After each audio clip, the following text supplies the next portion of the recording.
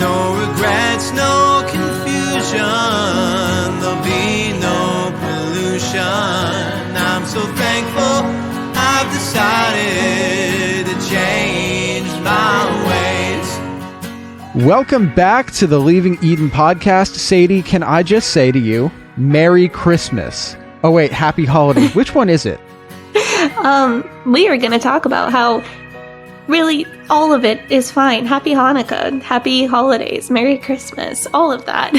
Oh, thank you so much. Is it the 6th or the 7th night of Hanukkah tonight? I don't know. I can't remember.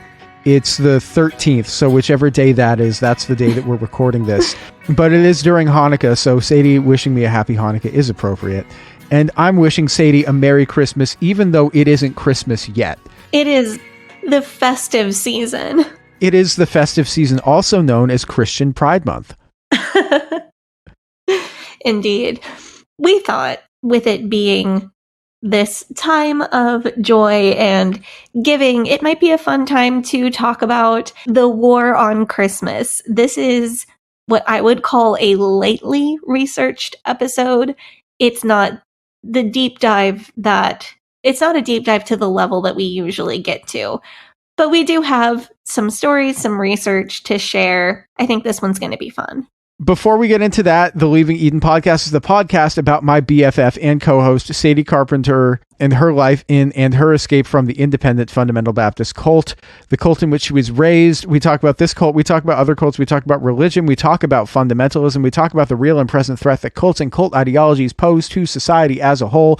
And it is our goal to promote freedom of mind, freedom of thought, and freedom of religion. So if you like our show, if you are a fan of our show, then you can do some things to help us out. You can join our Patreon, which is patreon.com/Leaving Eden podcast. And on our Patreon, there is an extended and uncensored and ad-free version of most of our episodes. So if you just can't get enough of us and you want the dumb things that we say that are maybe not totally related to the subject of the episode, that is all available on the Patreon.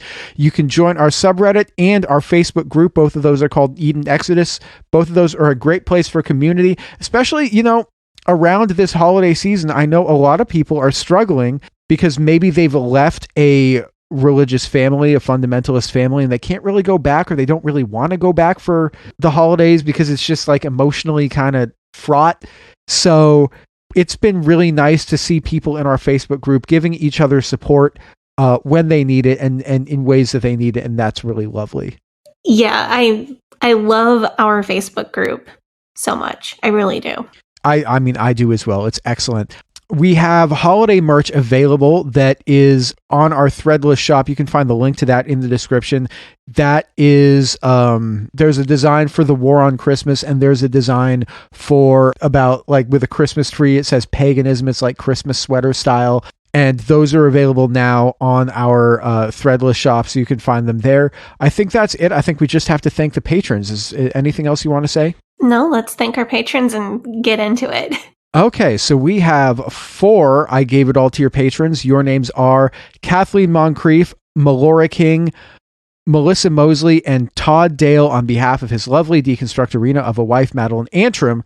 Thank you guys so much for supporting our show. It's truly unbelievable that you guys support us in the way that you do. I just can't believe it. Yeah, huge thank you to the I Gave It All tier patrons. And our Faith Promise Mission tier patrons, your names are Alex P., Ali Allen, Am Yisrael Chai, Autumn of Our Discontent, Brittany, Chrissa Walker, Dan the Trans Man, Dora J., Eleanor Donahue, Hannah Ross, Hannah Montana, Hoosier X Fundy, Hope Norum, Horton Here's a Shane, Janine Collin, Jen Kaharski, Jessica Tambo, Jonna, Kat Henwood, Kay Turwee, Kristen Marie, Learned Vixen, Leaving Eden's Christmas Ho Ho Ho, aka Morgan, Sadie's actual BFF. It's funny. Linda Morgan, Lindsay Goss, Madeline Antrim, Madeline Cusick, Marlena Stuve, Mary Williams, Mary Martin, Megan Arndt, Melissa G., Rob the Methodist, Charcuterie, Stephanie Johnson, Steve and Amy, Susie, Tara McNamara, And as always, Wes the Cowboy. Thank you guys so much for subscribing to our Faith Promise Missions tier of our Patreon. Absolutely. Huge thank you to, of course, our I Gave It All tier and Faith Promise Missions tier patrons, but to everybody who supports us over on Patreon, to people who support us in non-financial ways like subscribing on your podcast app, sharing us with family and friends, sharing us on social media, participating in our Facebook groups and our social media. All of those are ways that our listeners contribute to the show. We have our platform because of our audience, and we are so thankful. All right, Sadie, let's talk about the war on Christmas. What is the war on Christmas? So the war on Christmas refers to Christians thinking that they are persecuted by other people having different religious or secular holiday traditions than they do.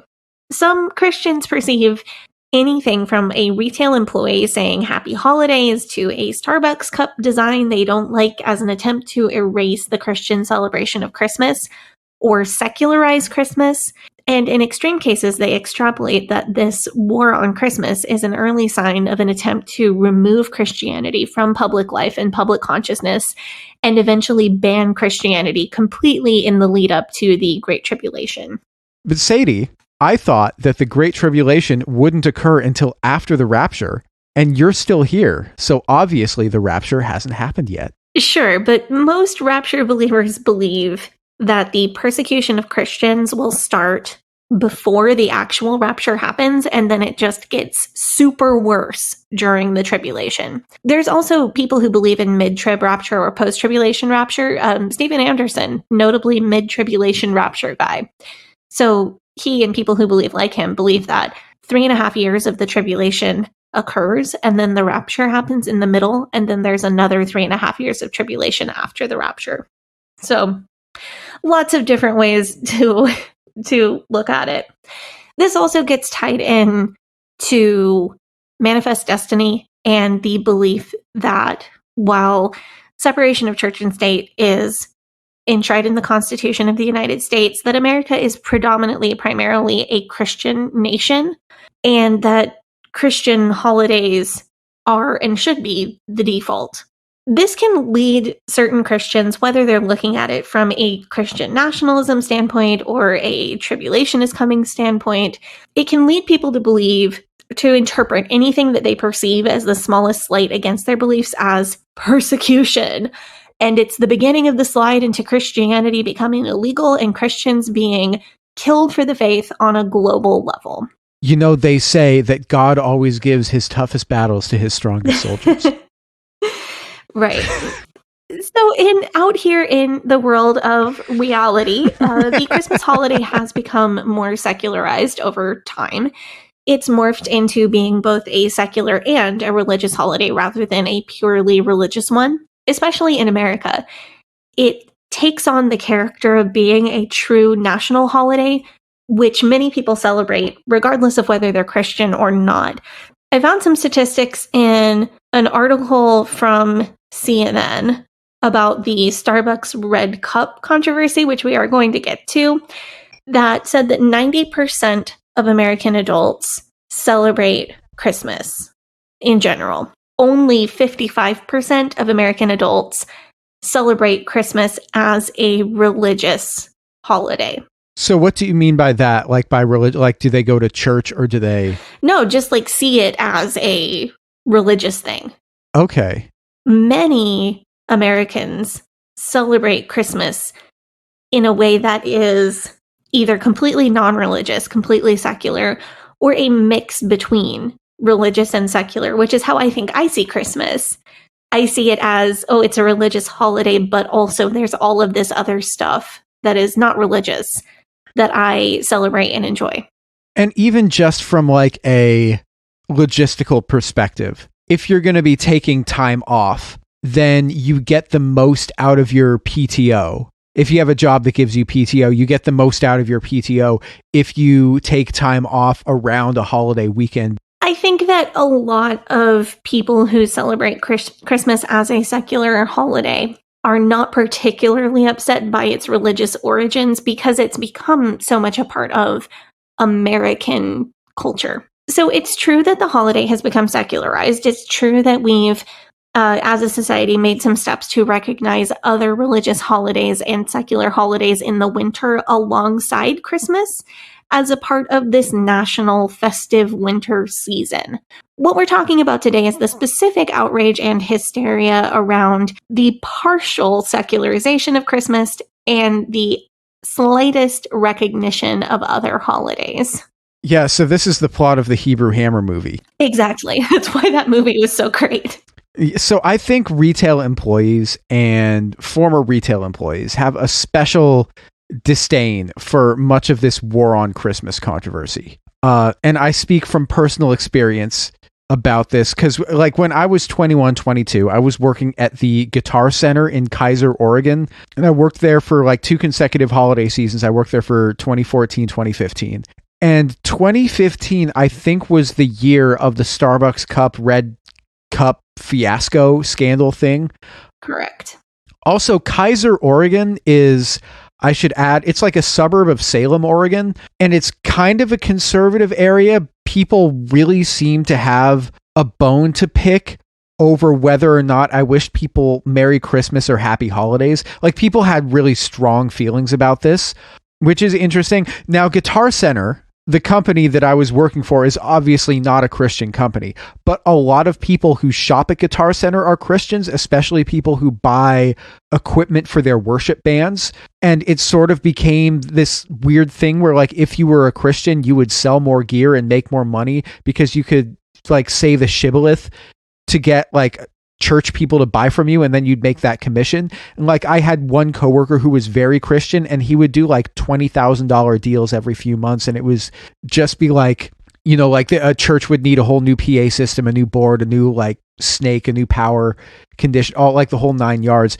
And I also had coworkers who played in worship bands, and they'd all get their buddies and all of the other people who played in their worship band, worship collectives or whatever, to come in and get gear from them, and it was like their bread and butter. During the holiday season of 2015, I remember really specifically that I was checking this one lady out.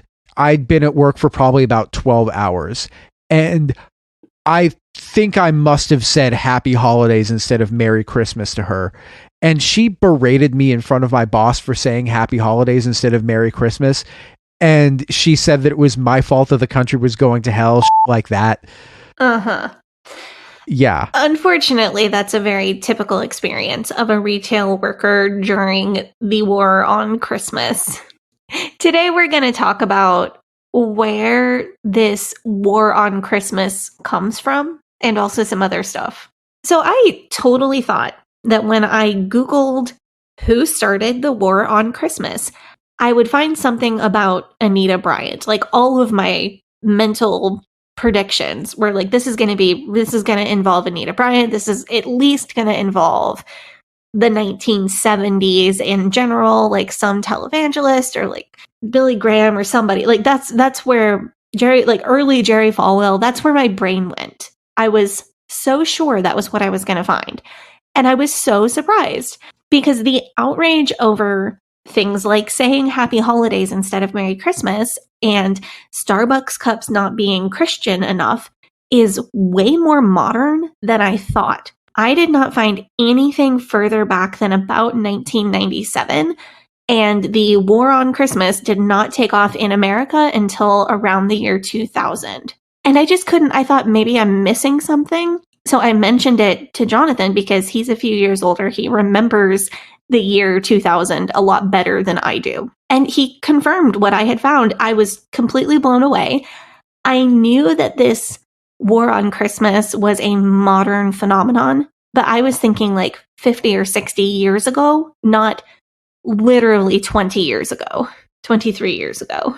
That's crazy to me as well, because this feels like the kind of thing that Phyllis Schlafly would have been talking out about in like 1982. Yes. I cannot express how surprised I was by this. If you think about it and what was going around, like on in the culture at the time, it does make a ton of sense.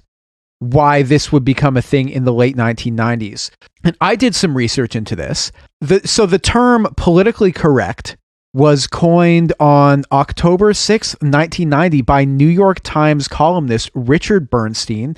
Also, the 1990s was an era when AP style was making changes to terms like, to denote different ethnic groups, different religious groups. There was a lot of focus going on around this time that they were trying to create a greater culture of inclusivity, especially, following the fall of the Soviet Union. There was very much like a hope for, we could have world peace. Let's make a very welcoming environment for everybody. Oh boy. Why didn't I get to live through that side of the 90s? Yeah, I don't know. It's really f***ed up, man, because I was raised in an apocalyptic doomsday cult for the first 20 years of my life and got out like after the Great Recession, still during the War on Terror. There was never a time in my life when I got to taste the hope of world peace.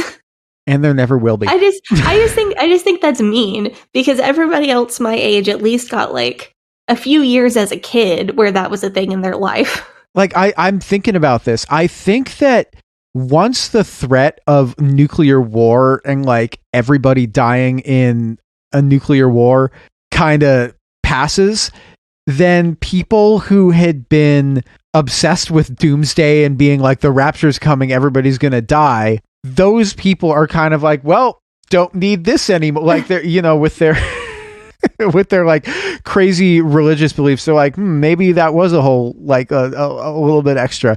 But like in the 90s, it does make sense that culturally at that time, when they're trying to create, like, that was really when the culture of inclusivity was sort of becoming more mainstream. So a change to Happy Holidays from Merry Christmas would have been a thing that would have been taking hold throughout the 1990s, but also that's the kind of thing that would generate a response. Yeah, and it generated quite a response. So the war on Christmas may be a lot newer than I thought it was. We're going to talk about how it came to be, but before there was ever a war on Christmas, there were some other Christmas-related controversies. So if you could put a pin in politically correct, because we're going to get there, it turns out there's some other things to cover first. In my research, I was reminded that Christians have been fighting about what date Jesus was born on pretty much since it happened. And we have been fighting about whether we should celebrate Christmas and how we should celebrate Christmas for at least 500 years, but probably longer than that. Let's talk about when Jesus was actually born, because I learned new information about this. A lot of people have a lot of theories about when Jesus may have been born. My dad had a theory that he was born on April 1st, and I cannot for the life of me remember why he thought that or all of the parts of his theory, but I remember it had something to do with thinking the Romans wouldn't call for a census in the middle of winter. Does this mean that Mary telling Joseph she was pregnant from God is the first April Fool's joke? Well, probably not, because if you give birth on April 1st, you're probably going to find out you're pregnant in like July.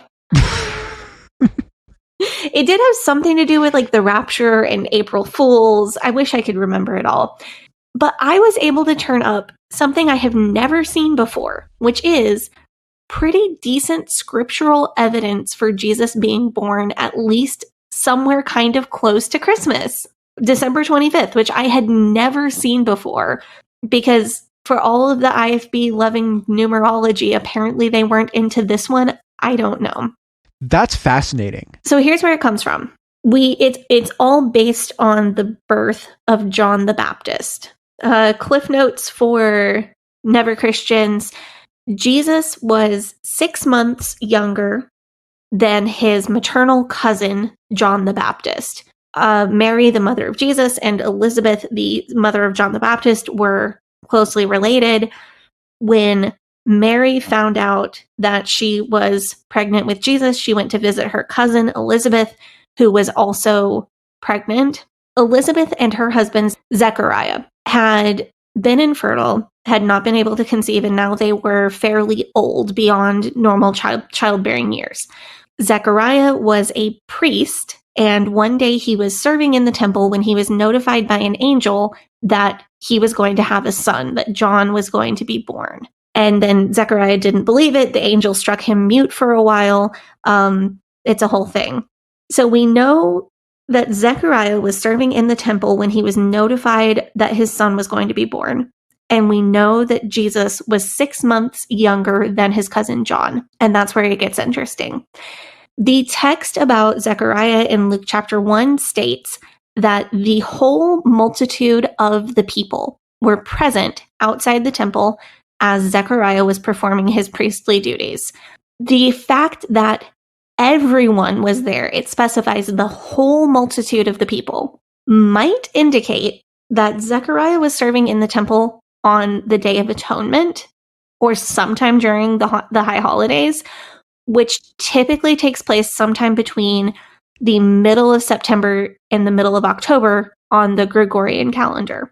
To confirm this, some people, and they were Messianic, so I don't put a whole lot of stock into this, but some people have done math with the weeks of the year and the rules about which family of the priestly line serves in the temple during which weeks. So there were 26 lines, like family lines of priests. So everybody had 2 weeks a year in which serving in the temple would be their responsibility. And this all comes from like Leviticus. So Zechariah's line is the line of Aviah, and one of his 2 scheduled times to serve in the temple would have been the 35th week of the year, which does line up really well with like middle of September to middle of October on the Gregorian calendar. So if John the Baptist was conceived around that time, middle of September to middle of October, and if Jesus was 6 months younger than John the Baptist, the traditional date of the Annunciation being March 25th actually seems really reasonable. Of course, due dates are not always exactly 9 months to the day from the day that somebody was conceived, and also babies aren't always born on their due dates, or even often born on their due dates. So it wouldn't necessarily mean that Jesus was born exactly on December 25th, but it does mean that a late December birthday totally lines up with not 1, but 2 pieces of scriptural evidence. But I was told my whole life that there was absolutely 0 evidence for Jesus actually being born on December 25th. So I thought this was really cool. I was very surprised that, yeah, there is a little bit of scriptural evidence to support a late December birthday for Jesus. I think it's interesting that the IFB told you that there was no evidence that he was born in December. I know. That's wild to me. Out of all the things that they have tried to like nitpick the details and tease out of the Bible, this is one that they never bothered to check. I don't know why they wouldn't think that, well, this is when they celebrated it in 1611 during the reign of King James. Let's do Homer Simpson math on a chalkboard to try to figure out when the rapture is coming, even though scripture tells us that nobody will know when the rapture is coming, but not try to figure out when Jesus was born. I mean, it seems like it would be much easier to figure out when Jesus was born because that's a thing that allegedly happened. So I should note, St. Augustine of Hippo said that he believed that Jesus was born on December 21st because that's the solstice and it represents light coming back into the world, which is, I don't know, a nice thought. Pleasant. We've probably all heard the theory that very early Christians decided to celebrate Jesus' birth on December 25th when they actually had no idea when he was born, to coincide with the Roman Sol Invicta celebrations. The theory is that Christianity wasn't popular or accepted and sometimes was persecuted in Rome. And if they moved their Christmas celebration to a time that the Romans were also having a huge festival, well, all the Romans are drunk and festivaling, and we can celebrate our Christian holiday without being persecuted because nobody will notice that we're celebrating something different. This theory is supported by a lot of modern Christian tradition, or a lot of modern Christmas traditions that do line up with Roman and or pagan winter celebration, Sol Invicta, whatever traditions. Things like bringing a pine tree inside, burning a Yule log, red and green decorations. But I was really interested to learn that there are actually other theories. Because this is the only one I have ever heard from non-Christians. Like, oh, Christians didn't even know when Jesus's birthday was, so they just moved it to this Roman holiday and then stole a bunch of Roman holiday traditions.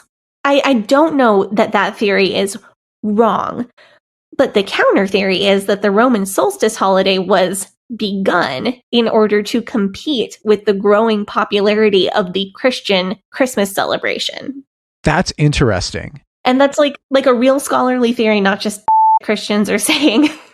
See, I grew up hearing the Portland liberal religion is dumb theory that, oh, the Pope moved Christmas to December 25th in order to take attention away from the solstice or something, which is what I had people say, which, I mean, I actually did try to look into this and found zero evidence of this other than like that being a common idea that is held by Reddit atheists. So the Reddit atheists are totally correct in pointing out that there are a lot of ways that pagan celebrations have influenced Christmas. Like pine trees, mistletoes, red and green, burning logs, Santa flying through the skies, the stockings, specific Christmas foods, the list goes on and on and on. Anything that you personally like to do at Christmas time is like 90% likely a pagan tradition originally. However, Christmas was originally a pagan holiday that was co-opted by Christians is not the only theory out there. So that was also new information to me. So Christians as a whole kind of either decided that Jesus was born on December 25th, or they decided that he probably wasn't, but we should celebrate it sometime and it's as good of a day as any. And everyone temporarily moved on with their lives. And once we were done fighting about when Jesus was born and when to celebrate Christmas, it was time for us all to fight about all of the possible ways to celebrate Christmas and which ones were okay and which ones were not. It is also worth noting that not all Christian denominations celebrate Christmas on the same day. The Eastern Orthodox Church, for example, celebrates Christmas 2 weeks after the rest of the world on January 7th. Yeah, and I think what's important to note as we take this leisurely stroll through Christmas controversies is that the Orthodox Church doesn't seem to treat this as a big deal. Their vibe is very much, well, we're right, you're wrong, we celebrate it on a different day, but good for you for celebrating Jesus. It's not the massive, hysteric issue that the modern war on Christmas has turned out to be. So let's talk about fighting about how we were supposed to celebrate the birth of Jesus. As far back as the Reformation, Santa Claus came under fire, particularly by Protestants, because St. Nicholas was a Catholic saint and Protestants very much wanted to ditch Catholicism and everything that pertains to it. So here we go on the religious origins of Santa Claus. St. Nicholas was born in what is now Turkey around the year 280 AD. According to legends about him, he lost both of his parents as a young man and used his inheritance to help the poor and the needy. This led to him being associated as a saint with generosity and gift giving. St. Nicholas is also famous for having been present at the Council of Nicaea, which was called by Constantine. The Council of Nicaea is where the early church bishops met and nailed down some of the absolute basics of what became Catholicism. So there was this one guy, Arius, who was adamant that Jesus is not equal to God, but Jesus holds a lower status as the Son of God. So this is where Christians were hammering out what the heck is the Trinity. St. Nicholas was strongly of the opinion that Jesus is equal to God and an equal facet of the Trinity. He was on the side of what eventually became Trinitarian doctrine. St. Nicholas believed in his version of the Trinity so strongly that he punched Arius in the face over what he was saying about Jesus. St. Nicholas got thrown in jail overnight, but the Council of Nicaea did eventually fall on St. Nicholas's side. I mean, like, that is very important for Christian doctrine, though. Yeah. And it's not like Nicholas was the only one saying it, but he was a piece of the puzzle that gave us the Trinity in church tradition. But he's still better known for the gifts than the punching. Yeah, I mean, just like Christmas. It's more known for... I think that depends on your family. St. Nicholas was widely honored in Europe with traditions that are pretty similar to our Santa Claus tradition today, up until the Reformation. So how that tradition looked in the past, children would be given gifts on his feast day, which was December 6th, or on the evening before. In Holland, children would leave out their shoes, and St. Nicholas would leave small gifts in them, which is probably the origin of Santa leaving presents in stockings now. He was very associated with gifts for kids, fun times for kids. Martin Luther hated all of this because he was really trying to get away from the whole Catholicism and saints thing. Luther proposed that what we tell kids instead is that Jesus is going to come to your house and give gifts to kids. That didn't really catch on in most places in the world. I can't imagine that it would, especially if you believed in a literal rapture, a literal return of Jesus, but it would have to be, oh, Jesus is coming back, but not like Christmas. Yeah, not with presents. Gifts and presents are the name of his two fists, and he's got them for Satan. I wonder if that's still too Catholic because St. Nicholas is known for punching. I don't know. I mean, that might be. Is St. Nicholas actually Jesus and he's going to punch Satan in the face? No, because St. Nicholas is actually Satan, as we are about to explain. No, it is just so wild to me that Martin Luther wanted to have Jesus coming to give children presents. Lutheranism doesn't bother me. Like, theologically, I am not aware of major theological issues that I have with Lutheranism, but Martin Luther, the guy, like, as a person, he had some wacky theological ideas.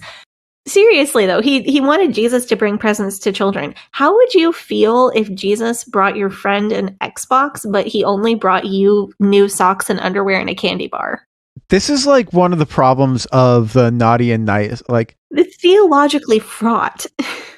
I mean, if it's Santa doing it, then you can just be like, oh, it's the naughty and nice list. Your friend must have been better than you or something, and like explain that away. Or it can just be like, I mean, also, like, I feel like kids don't know that Santa isn't real, but like kids know that Santa isn't real. You know what I'm saying? Right. And now you're bringing a character into it that you expect them to believe is 100% real. If Santa was real and he was like, he would like do everything with the naughty and nice, like you could ask Santa, be like, hey, Santa, will you pay down my mortgage? Hey, Santa, will you pay off my student loans? Hey, Santa, can I have a new Bugatti, whatever the most expensive car is, and then I can sell that and pay off my mortgage? Santa, will you please pay for my therapy for a year? That'd be a great deal. No, but this is kind of one of the problems with the naughty and nice list. Yeah, and I know you're not a parent, but a lot of parents are very much moving away from that kind of thing. The other thing that I've heard is that from other friends of mine who have kids is that like they won't be like, oh, your big gift is coming from Santa. They'll be like, your like regular like small gift is coming from Santa, which is like something that's like $20 or $30 or something you'll get from Santa. But if you get a big gift, it's from your parents. Right. That's another thing that people are doing that I really support. I think it's better for kids. So we're going to go take up the offering, and then when we come back, we're going to talk about the links between Santa and Satanism. Hey, Sadie here. If this is your first time listening to the Leaving Eden podcast, make sure you go back and check out episode 57. It's a primer episode for new listeners. That episode tells my personal story and gives you all the terms and information that you'll need to know going forward. Also, check out our cult true crime series, The First Family of Fundamentalism, so that you can get the whole cult story. If you like our show, you can support us by joining our Patreon, where we have extended and uncensored episodes as well as other bonus content available. You can also join in the discussion in our Facebook group. That group is called Eden Exodus. Tell a friend, tell a family member, tell your worst enemy. The Leaving Eden podcast is a fully independent podcast, and we really appreciate your support. Now, back to the show. We are back from our break. We're talking War on Christmas. We're talking Santa Claus and Satan. Santa and Satan. So, some modern churches and denominations and Christian groups still strongly oppose Santa.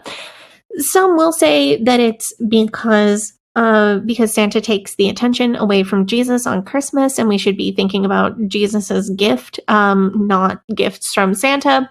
But I think more commonly, people oppose Santa because of presumed pagan origins or specious claims of Satanism. And I may need to come back and do an entire episode one day. But the reasons for believing that Santa and Satan are the same. On the surface, because Santa and Satan have the same 5 letters, just in a different order. And they both wear red. They both have helpers, like demons or elves. They both have a list of naughty people to punish.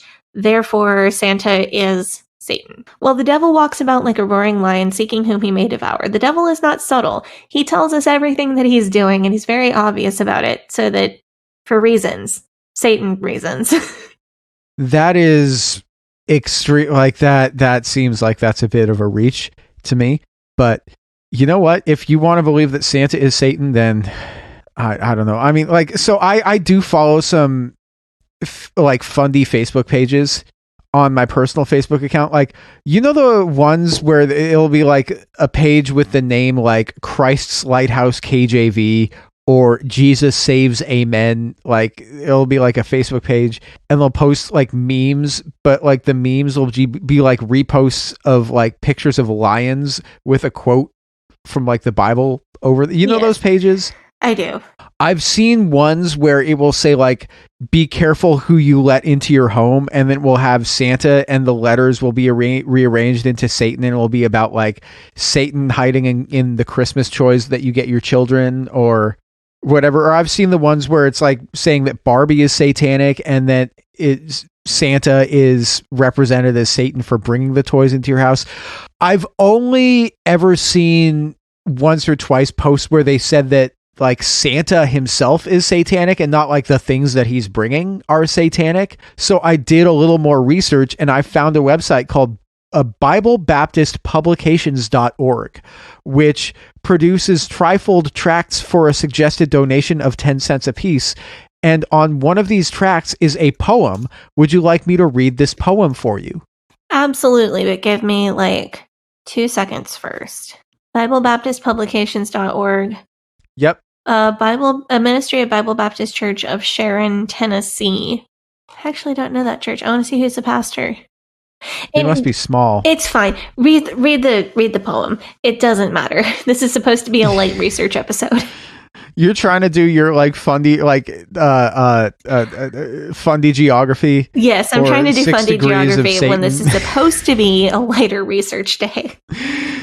So this is the poem that you can get on a tract for a suggested donation of 10 cents, and it trifolds, which is cool.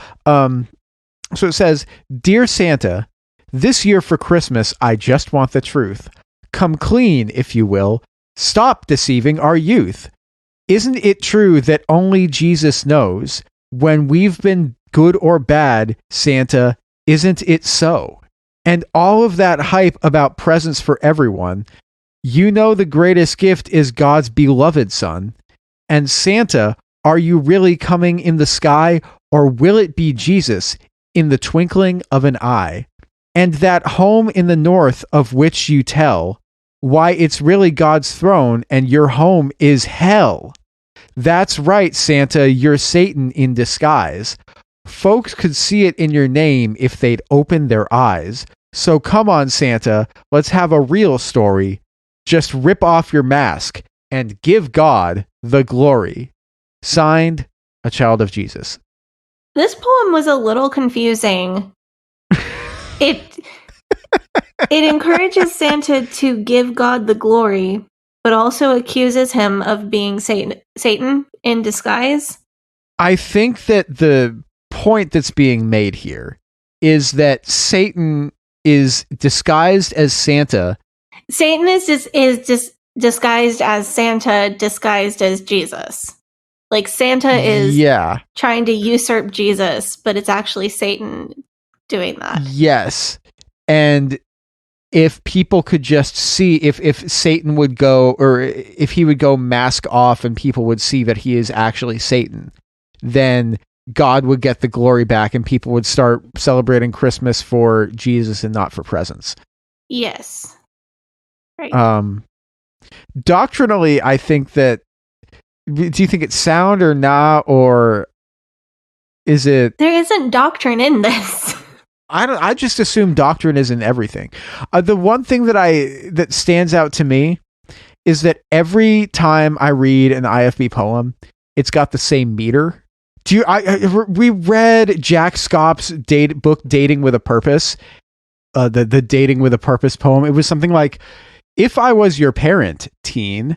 Yes. I really think that's Jack Hyles related, because he wrote a lot of poetry and it was all in a similar meter like that. So I really think that's what's going on. The other one that I was remembering was the one in Kent Hovind's doctoral dissertation. That was two atheists are debating on university sod. Yes. No, good old Dr. Kent Hovind. I'm wondering, because there is excellent Christian poetry out there, but it just seems not this one. No, and it just seems like it's almost like they tend to do the thing where they're like, this is what a poem sounds like, but it's not really like the words that you're saying aren't really aren't improved by the poetry format. Yes. The IFB just like to suck the beauty and artistry out of everything they possibly can. By the way, while we were on break, I looked up that guy with the Santa is Satan tracts and the poem about Santa, take off your mask and let us all know the truth that you're really Satan. It took me a minute to find what I was looking for on the website, but did find some information. Pastor James L. Melton is the pastor of this ministry, and I was looking to see where he went to Bible college. It turns out he didn't. I'm going to read straight from their website. Brother Melton's theological education began in the mid-1980s when he discovered the written works of Clarence Larkin, C.I. Schofield, and Peter S. Ruckman. Oh, no. Soon he was spending several hours per day reading books by numerous authors and listening to recorded Bible studies and sermons from able teachers and preachers of the Word of God. Most of this instruction came from independent premillennial Baptist preachers who held strong convictions regarding the authority of the King James Bible. So that's his background. Peter Ruckman never went to Bible college, but read a lot of Peter Ruckman. Yeah. So I looked to see it because I thought, oh, this sounds like an HAC, like a really old school HAC guy, and nope, it was Ruckman. I mean, I have to wonder because it seems like the web design, because I visited this website, the web design on this website is pretty atrocious, pretty difficult to find your way around. And I wonder if like the IFB church websites have bad web design on purpose so that you can't find out information about them. Like if you're trying to do some sleuthing, you're trying to... See, I think it's more because, we're not like the world. We don't need to behave like we're part of the world. The website, I'm still flipping through this website. They sell King James Bible t-shirts for $14. We also sell King James Bible t-shirts, but they're more than $14. So I think they're better t-shirts. I do too. Ours have a bisexual pride theme, so that's cool. Yeah, these do not so much. Sadly.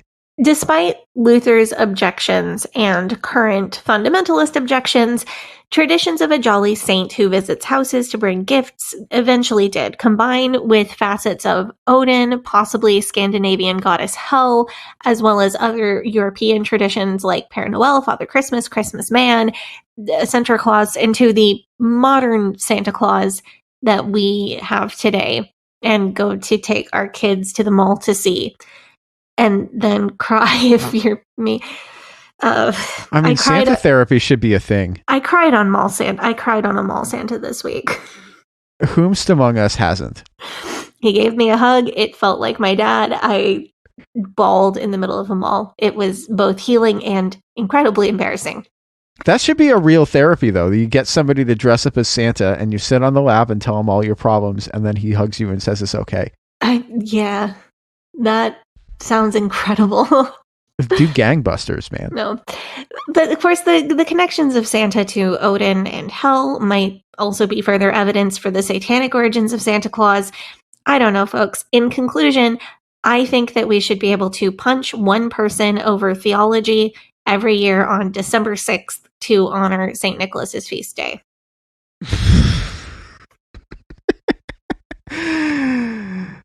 Do you know the Bill Burr bit where he says that every NFL player should get to fight one asshole fan every season? Yes. Yeah. No, but speaking of sports, I do have that brings me to a question that I have about the war on Christmas. Okay. So I'm not a Christian, and Christmas Day is it is a day that I look forward to because there's always like wall-to-wall basketball games on, and I can like order Chinese takeout and just like hang out and watch basketball. When you were growing up, did the IFB feel a certain way about people watching sports or movies or doing things that weren't directly church related on Christmas? Or did they see the prevalence of these activities as a way in which we were being distracted from the religious meaning of Christmas? In the IFB circles I grew up in, it depends on whether Christmas is on a Sunday or not. So I know there are definitely parts of the IFB where any non-religious Christmas festivities are looked down on. And there are parts of the IFB that see any, like even celebrating Christmas at all, as either Catholic or pagan or both, and just do not celebrate. I think Carissa Collins is one of those. She is not IFB, but she's really gotten into that line of thinking over the last few years. Nothing is immune from the IFB criticizing it, because you could hear red and green decorations are sinful because they come from the Roman traditions for solstice. So in our church, we decorate for Christmas, but we only use white and gold decorations.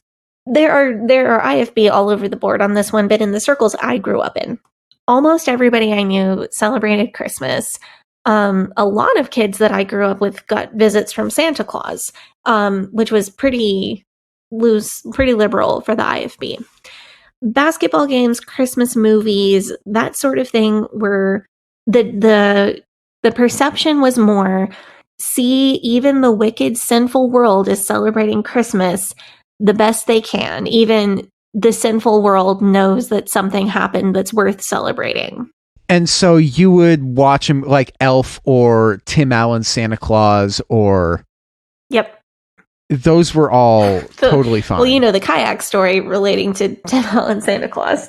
I don't know the kayak story. What's the kayak story? So, you know, in the original, the first Santa Claus movie, Tim Allen's character is learning to be Santa, and at one house he pulls a kayak out of the Santa bag, and he leans it against the Christmas tree, and the Christmas tree falls over.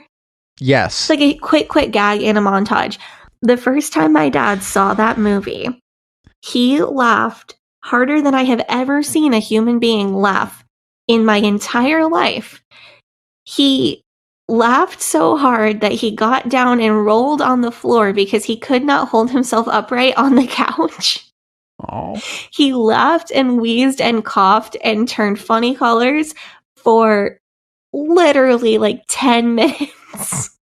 He had to pause the movie, and all of us just sat there and watched him laugh on the floor for so long, longer and harder than I have ever seen anyone laugh ever.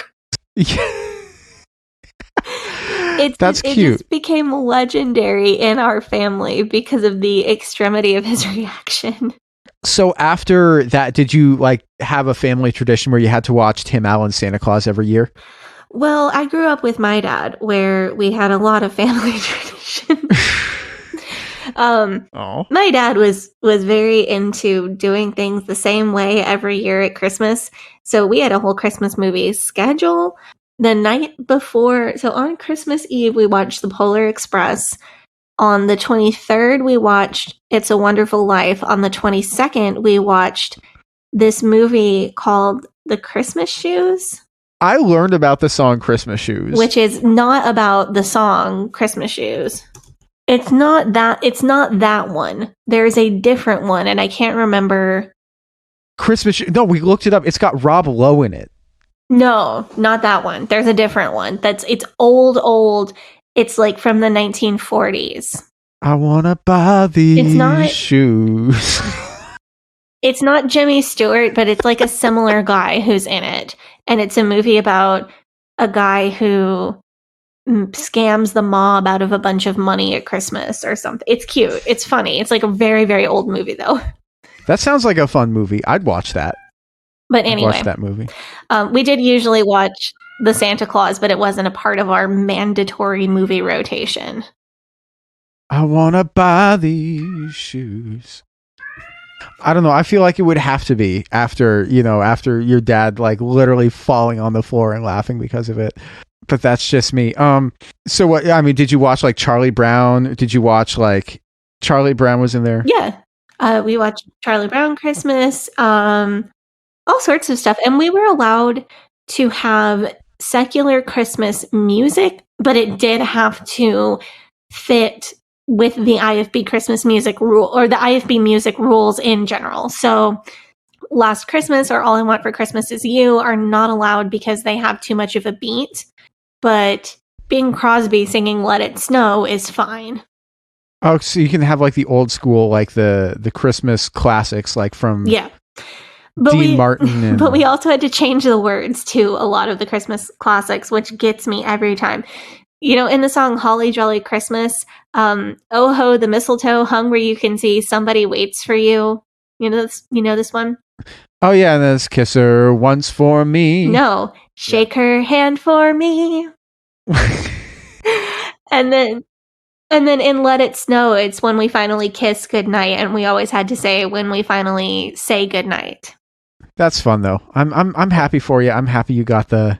So last thing before we actually get to the war on Christmas. In more recent times, the term Xmas was a source of major controversy. Having looked into this a little bit, I really think the Xmas controversy was the precursor to the war on Christmas. So X has been used as an abbreviation for Christ since the days of the early church. It's because X is the Greek letter chi, which mimics the letters, like the beginning of the word Christ in Greek. X has been used as an abbreviation for Christ in English since 1100 AD or earlier. The term Xmas or Xmas has been used in different forms since the Middle Ages. The earliest uses of Xmas very literally were used in a liturgical sense to mean the Christmas Day Mass that celebrates Jesus' birth. So Xmas is explicitly a Christian term. Yeah, if anything, I would think that having a literal picture of a cross in the word would make it more Christian. Yes, that's why the Greek letter chi has been used to symbolize Christ, because it's similar to the first letters in Christ in Greek, but also it looks like a cross. Like, it makes a lot of sense that this has been a Christian symbol as literally as long as there have been Christian symbols. So Xmas found popular casual usage in English as a simple abbreviation for Christmas, just a faster way to write it, in the 19th and 20th century. Some style guides and etiquette writers felt like it was too casual for formal usage. So it's not something you'd more likely see in a newspaper. You'd be more likely to see it in a letter between friends, like a casual letter where somebody is writing quickly. But in 1957, the newsletter News and Views, put out by the Church League of America, criticized the use of Xmas and said that it was taking Christ out of Christmas. And this is where we get that phrase that is repeated everywhere. So the idea that Xmas was taking Christ out of Christmas was picked up by influencer. I don't know, how do I describe him? Wikipedia says American clergyman, politician, and organizer known for his populist and far-right demagoguery, Gerald Lyman Kenneth Smith. I think I know where this is going. Yeah, you do. He immediately turned to anti-Semitism, so trigger warning for that. Gerald Lyman Kenneth Smith decided... 'Tis the season. Proclaimed that... Sorry, you got me on that one. Gerald Lyman Kenneth Smith proclaimed that Santa Claus was made up by the Jews to take the focus off of Jesus during the holiday season. And also that the Jews had convinced the United Nations to outlaw the name of Christ, which I would point out is a claim with absolutely zero evidence and also evidence to the contrary. This seems like a Facebook forward / Yeah. Oh man. Watch me do a felony. Christ. United Nations, come get me. The issues with Xmas really took hold, and I was still hearing about this in church as a little kid 45 years later. It isn't considered part of the modern war on Christmas. The Xmas controversy has pretty much fallen to the wayside, and Xmas has just fallen out of popular use. It's just not trendy right now. But I think this really influenced what was to come. I found this quote from Franklin Graham about Xmas, and I think this is really interesting. Graham said, For us as Christians, this is one of the most holy of the holidays, the birth of our Savior, Jesus Christ. And for people to take Christ out of Christmas, they're happy to say Merry Xmas. Let's just take Jesus out. And really, I think a war against the name of Jesus Christ. War terminology did come up related to the Xmas controversy. I think it's really interesting how these things lead into each other. And that brings us to the war on Christmas, which we have now. Question, before I want to go to a quick break and then come back before we talk about that. Before we go to break, can I ask a question? So no one really says Xmas out loud, do they? I don't think so. People say Christmas. People, like, if I saw somebody, like if I was at somebody's house and they had Xmas list stuck on their fridge with like like their kids had written like a Christmas list or something, and they stuck it on their fridge with a magnet. It said Xmas list for Todd. I would look at that. I wouldn't say Xmas list. I would say Christmas list. I would say that's Todd's Christmas list. It's just I don't know. I don't know that I've really seen people. Yeah, I have not heard a lot of people say it out loud. I don't think I ever hear people outside of like Futurama. Yeah, or IFB preachers who are yelling about this. All right, so we're going to go to break, and then when we come back, we're going to talk about the actual war on Christmas. We are back from our break, and we're going to talk about the modern war on Christmas as it began in the 1990s, late 90s, early 2000s. So I did a bit of research about this topic. For those of us that remember the early 2000s, very clearly, the patriotism, the nationalism, those were things that were in full swing following like 9/11 and the and those terrorist attacks, and the advent of the global war on terror.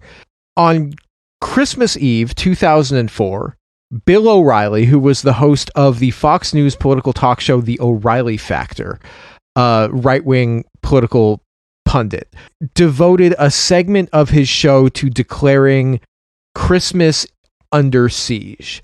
During the segment, O'Reilly bemoaned the secularization of society and the secularization of the holiday season. He used examples of Democrat voting cities removing Christian symbols from public holiday celebrations, including renaming Christmas tree lightings to holiday tree lightings, schools not using religious music at holiday concerts, and he bemoaned major department stores doing away with Merry Christmas greetings and instead choosing to use the non-religious Happy Holidays greeting. It is so wild to me that he did this on Christmas Eve. Well, I mean, it does feel very interesting because I think he knows his audience in that who are the people who are watching Bill O'Reilly on Christmas Eve? Who are the people that have Fox News on Christmas Eve? Interesting. I don't know. And I know people who are socially conservative or who are politically conservative and who are the type of people who maybe in 2004 they would have been watching Fox News regularly. And I can't imagine any of the people that I know actually having the TV on Christmas Eve and having like Fox News on Christmas Eve. That's like very much a time when I would expect people to be like, oh, we're hanging out with family now. Maybe if the TV's on, we're watching a Christmas movie. Yeah, I think maybe the people who are watching on Christmas Eve are people who are alienated from their family for some reason. So I'm going to read a quote from the segment that from his Christmas Under Siege segment that aired on Christmas Eve 2004. So Bill O'Reilly said, "Now, all of this anti-Christian stuff is absurd and may even be a bias situation. But the real reason it's happening has little to do with Christmas and everything to do with organized religion. Secular progressives realize that America as it is now will never approve of gay marriage, partial birth abortion, euthanasia, legalized drugs, income redistribution through taxation, and many other progressive visions because of religious opposition." He then warns that if this trend continues, the U.S. may become, dun dun dun, Canada. Oh no. Yeah, like it's totally nuts. No, listen to this. He says, "Talking Points is convinced that the USA cannot defeat terrorism and any other evil without a strong traditional foundation that clearly defines right from wrong. The struggle today is not about Christmas, but about the spirit of our country." Okay, so this Christmas stuff is a disaster, but it's really just the beginning of people trying to get us to approve of, quote, gay marriage, partial birth abortion, euthanasia, legalized drugs, blah, blah, blah, blah, blah. And I mean, not all of those things. I don't think euthanasia is particularly popular. It was a whole thing because the Terry Schiavo case coincided with with dignity. And that's not, it is a totally different issue from people wanting to make that choice for an incapacitated person over whom they have power of attorney. It has everything to do with people who are already dying, choosing their own health care. But it was very misinterpreted, and the Terry Schiavo case was a huge part of that. Anyway, most of these issues, I mean, let's see, because he's saying the majority of America will never approve of gay marriage or, like legalized drugs. I mean, a lot of, it depends on the drug. I mean, most people, I feel like legalize marijuana. That's almost a bipartisan issue at this point. Yeah. But he's like, they'll never do this unless they destroy Christmas. Right. First. And so Christmas is the battlefront, is like the front line of this war. But 12 years later, because this was in 2004, one of the prominent talking points from Donald Trump's 2016 presidential campaign was the secularization of society. He would frequently he would do a bit, because he was always doing a bit at his rallies. He would have bits that he would do to, that would get the reaction. And he would do like a stand-up comedian would, they would have a bit that they were known for. But one of his was, we're going to start saying Merry Christmas again. And so that is a through line to now, Yeah. where this is still an issue. But nobody ever stopped saying Merry Christmas. No. Like, literally nobody did. And I am going to give some etiquette guidelines for Merry Christmas at the end of this episode. But I remember this being a huge topic of sermons and discussion just when this was coming to everybody's attention. I was right at that age where I was starting to pay more attention to things happening in the world. In my circles that I was in at the time, the specific thing about retail employees wishing you happy holidays rather than Merry Christmas was the crux of the whole thing. That was the biggest focus. I do remember being told at church, if someone in a store says happy holidays to you, what you should do is say Merry Christmas back as loud as you can. When I did this, I remember doing this as a little kid, the cashier, sorry, the cashier would look kind of relieved and say Merry Christmas back. How I interpreted that at the time as a child was, this cashier is a Christian who's being persecuted by their employers. The employer said if they say Merry Christmas, they'll be fired and they can only say Happy Holidays. So they're relieved because if I say it, then they're allowed to say it.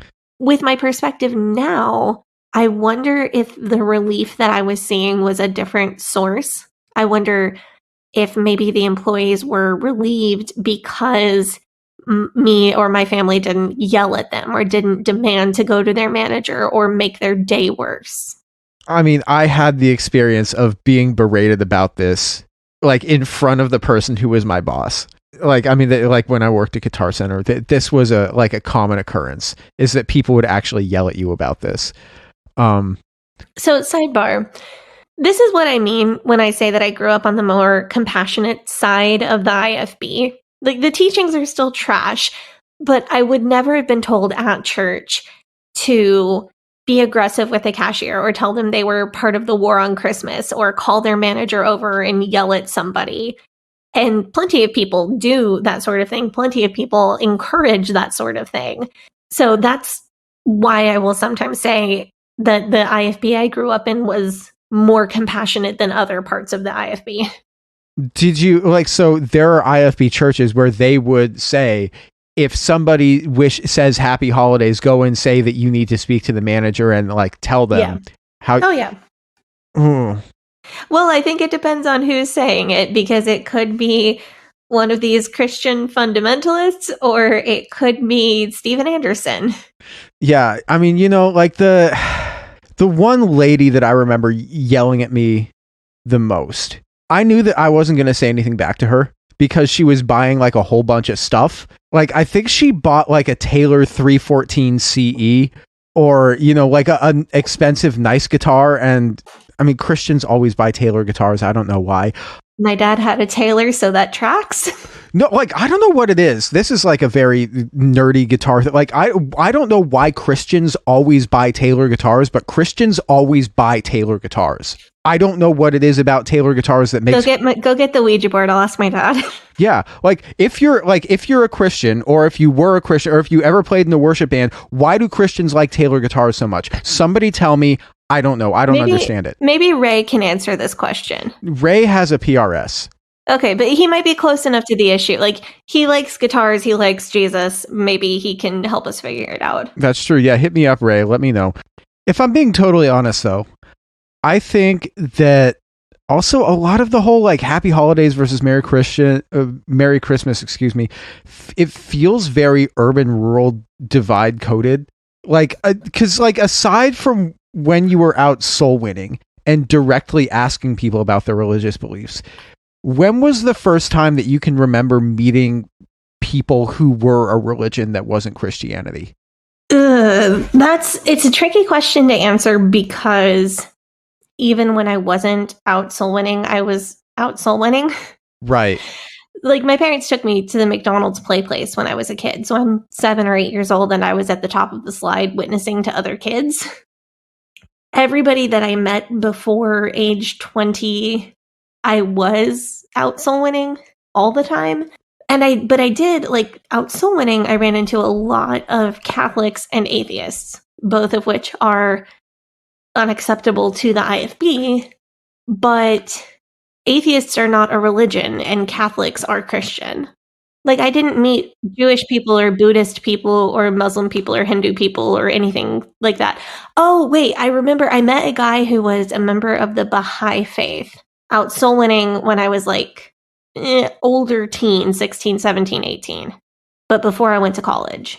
Interesting. How was and that's like, but like you're not gonna, even like if you were out at the grocery store, I guess you would be out at the grocery store and you would be soul winning to somebody, or if you were out Christmas shopping, you would be out soul winning. Yeah, you'd be putting tracts under, like, when we used to go and put tracts in the beer, like poke it through the holes in the side of a beer carton.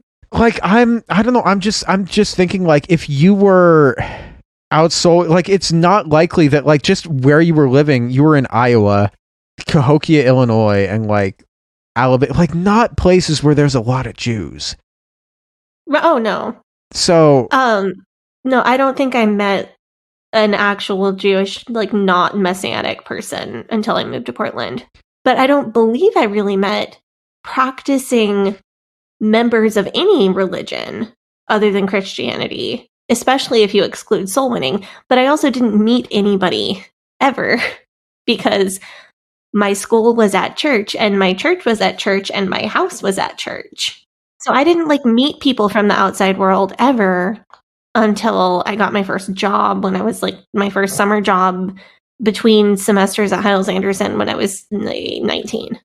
no, it just seems to me like if you work at like TJ Maxx or something and you're at TJ Maxx in Chicago, you want to say happy holidays because you never know who you could meet. But if you work at like TJ Maxx in the middle of nowhere, then you could say Merry Christmas because who are you going to meet that's not Christian? Right. And the other thing is that a large percentage of non-Christians celebrate Christmas in some way as a secular holiday and wouldn't really care if you said Merry Christmas. It wouldn't be offensive to them. Yeah, I mean, it just seems like it's when people get worked up about a thing that they disagree with, but that doesn't affect them. It is completely made up because, yes, it is great to use inclusive language and say happy holidays, but like Christmas is my holiday, and if I wish you a Merry Christmas, like Christmas is a holiday and I want you to have a nice one, I don't believe you're particularly bothered by that unless there's something you're not telling me. But just like Hanukkah is your holiday and it's not a holiday that I celebrate, but if you wish me a happy Hanukkah because you would like for me to have a happy one, that is non-offensive to me. There is literally nothing to be offended about. The only thing that's offensive is when Christians want to do a Christian nationalism and make Christmas the only holiday that can be celebrated in the wintertime.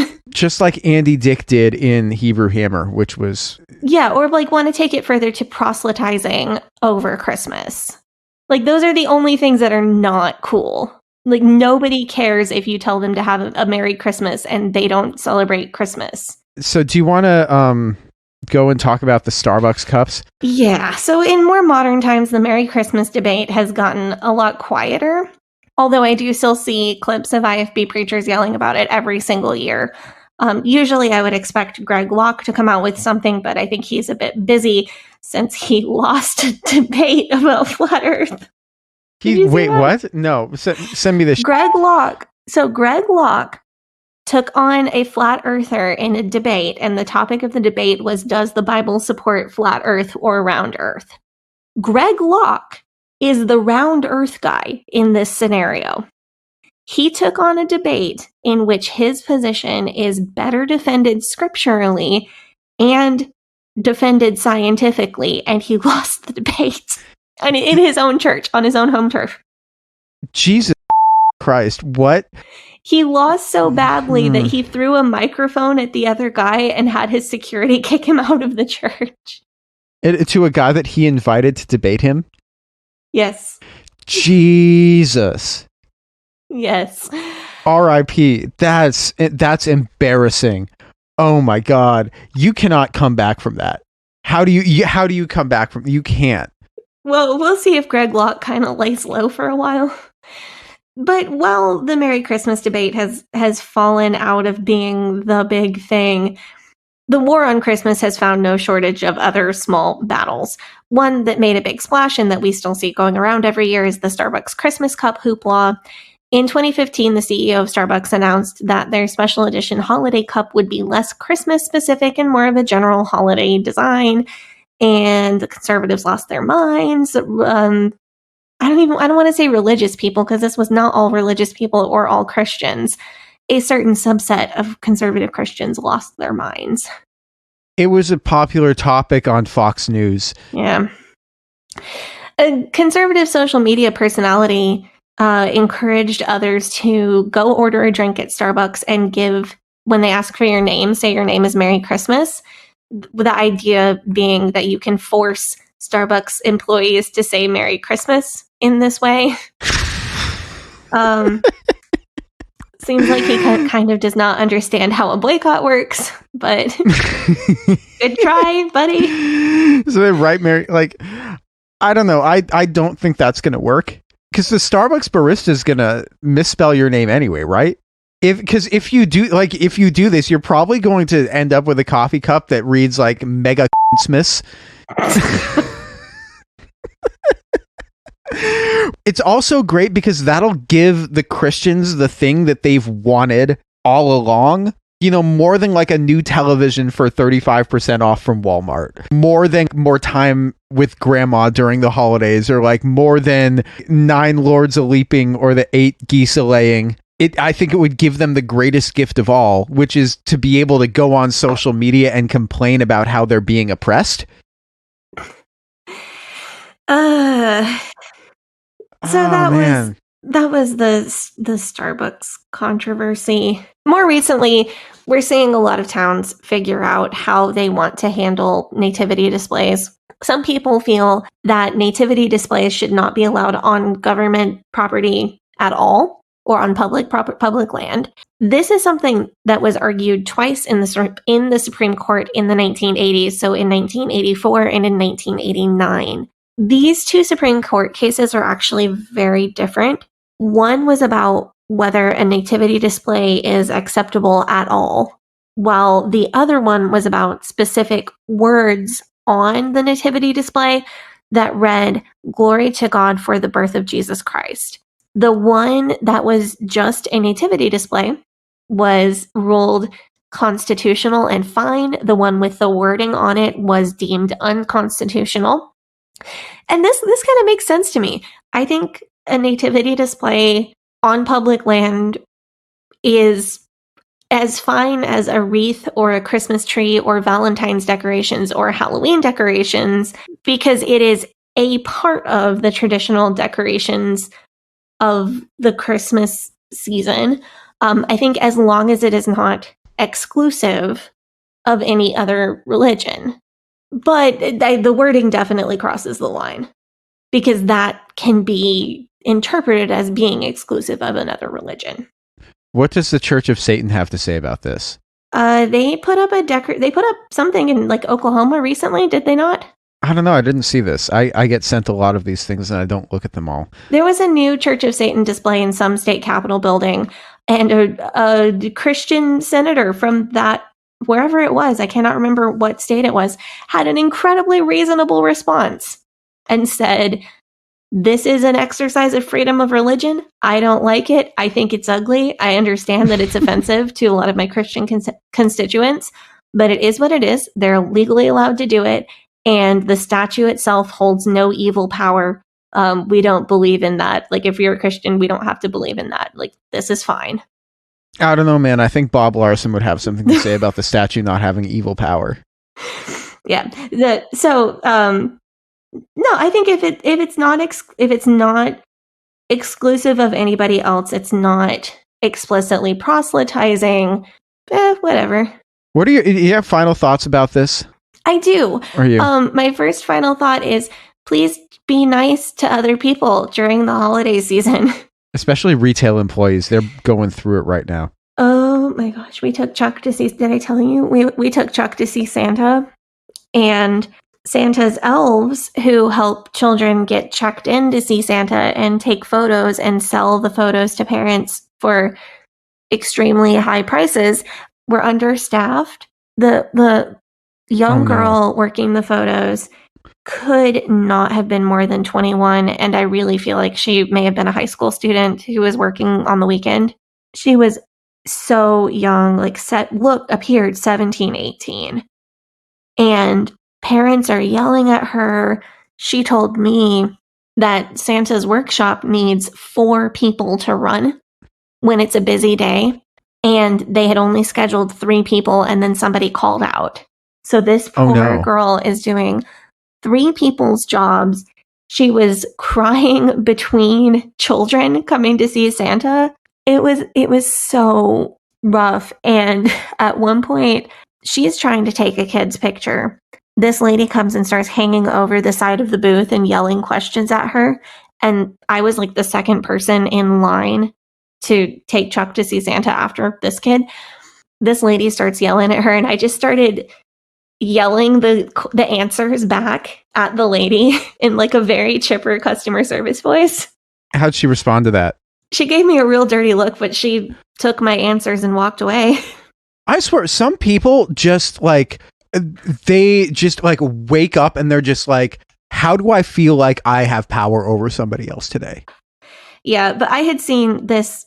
I don't know how old the worker was, but she was really young, and I had seen her just trying so hard to keep it together, and I had enough, and I was not going to let this lady yell at her. So the customer starts hanging over the rail, and she's like, "Is this the registration line or not? We paid for extra for a reserved spot and blah, blah, blah, blah, blah, blah, blah."